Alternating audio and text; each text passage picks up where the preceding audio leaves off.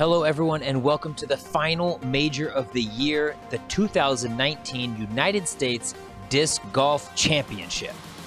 Getting started out here in Rock Hill with our leader, Chris Clemons, lefty looking to get his name out there in a big way.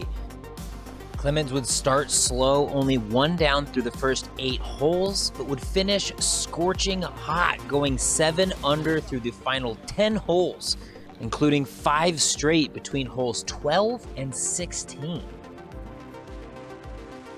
I think that the holes, 1 through 7, they're pretty tough. Like you can find trouble pretty easily, but for me, I feel like the more open style with the ropes, the par 4s, they set up well for me, and so I feel comfortable on those holes like 9 through 15 or whatever. And so I just started feeling it, made some circle 1 putts, and just was throwing the disc really well. Chris would come in on one of the early cards, sitting as the leader in the clubhouse, and would be able to watch as none of the other competitors would be able to match his 8 under. With a lead card appearance ahead of him, Chris is just happy to be playing.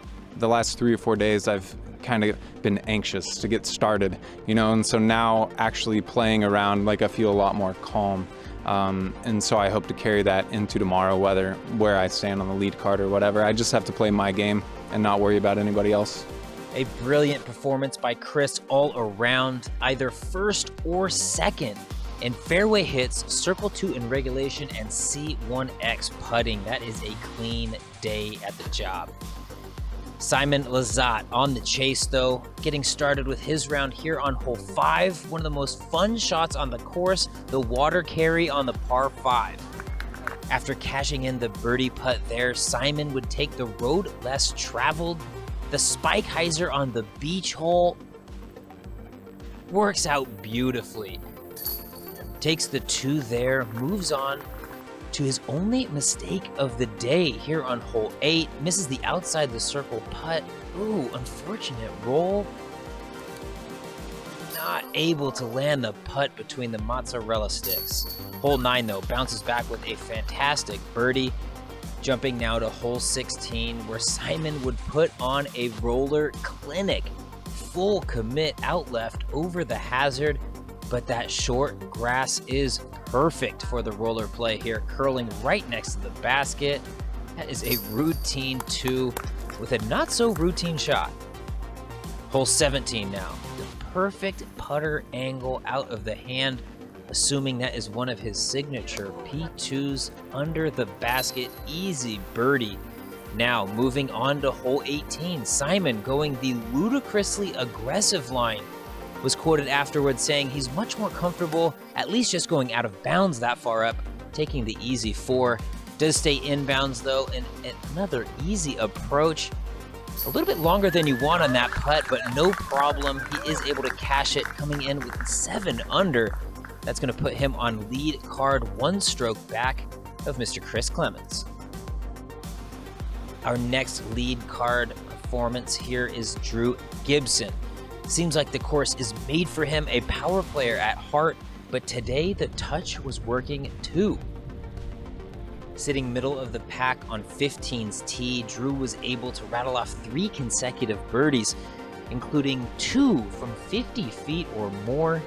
But despite the putting confidence, does decide to play it safe here on 18. That sucked. Yeah, he talked me out of running it. If it was just me, I would have ran it and tried to, share the lead with Clemons so far. But he was like, just lay it up. You played good. There's no reason to give strokes away. You're already here. I kind of got lucky on my upshot to be safe, so it was kind of like a give and take. I wanted to run it, but he had better plans for me, so we're sitting pretty good. Pretty good indeed. Again, Drew sits firmly on lead card and is confident heading into a pressure-packed round 2. These holes, I'm one of the few people I feel like out here. I mean, there's obviously plenty of great players, but that can consistently score on every single hole. Whether it's the triple Mando hole, whatever it is, I feel like I can throw the shots to have a birdie opportunity on every hole. So if I feel like I put myself in good position, I don't see a reason that I should get too nervous or anything like that. On the putting green, everyone's gonna get nervous, everyone's gonna be nervous, but I believe that I'll be able to keep my game plan kind of going. And yesterday I shot 9 down in practice.